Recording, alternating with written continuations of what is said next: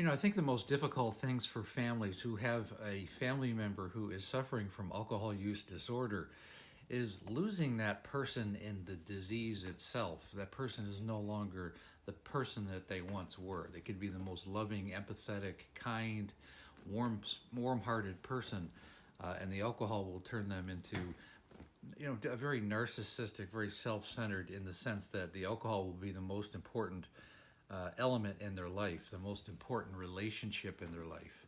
And it's very difficult for family members to deal with that and to face that truth.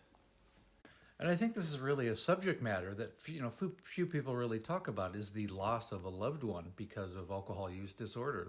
The relationship they have with alcohol has become the priority in their life, and their family members are no longer as important as they once were, or certainly not a priority, which is very sad when a chemical or a poison like alcohol can take over someone's life and actually alter their personality.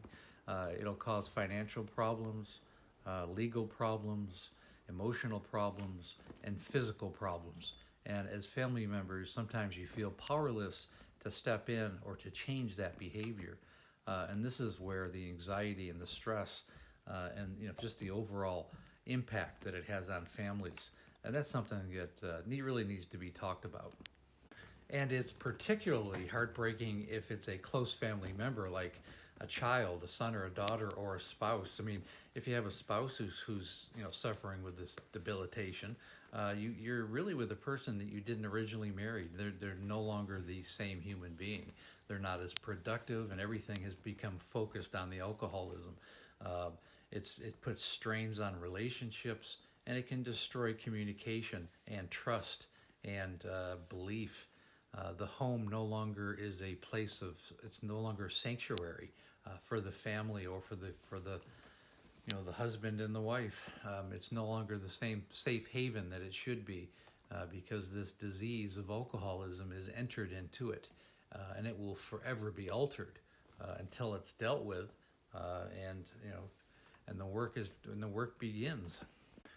And the thing is, with a spouse, what was once a wonderful friendship and someone who you could go through life and have an ally, and you could share each other's day and your time with, at the end of the day, it goes from that to being a caretaker, and the person has to take the brunt of everything. You become the fall person.